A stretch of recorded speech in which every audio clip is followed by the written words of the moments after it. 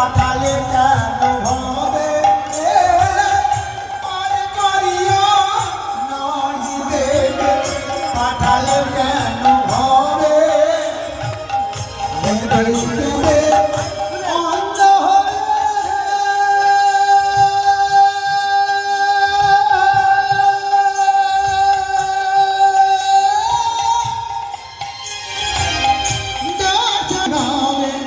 তুমি ভাগি হবে পরে এলো আগে গেল পরে এলো আগে গেল আমি রইলাম পড়ে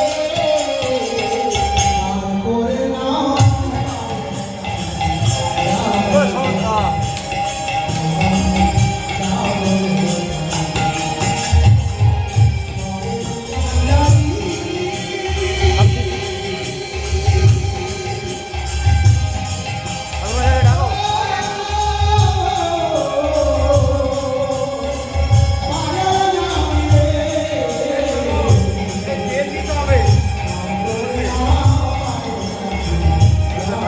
উঠেছে। হ্যাঁ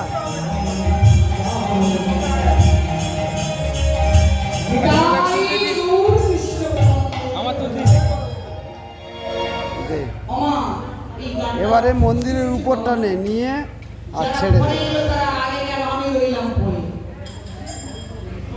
আমরা এসে পরে পরে প্রত্যেকে তো একসঙ্গে আসি এই হরিপাশা থেকে সবাই একসঙ্গে এসেছি মা গুরু চরণে একবার ভক্তি পারে নয়নে গেলে গুরু ভাসি গুরু মন্ত্রে দীক্ষায় দীক্ষিত হই ঘর ঘরের উপরটা তুলবো। হ্যাঁ উপরটা একটু দিয়ে দিবি।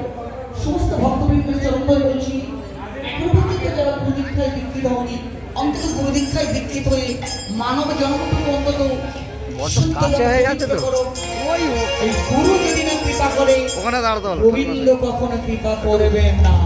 কৃষ্ণ হরি কৃষ্ণ হরি সবাই কৃষ্ণ গেলে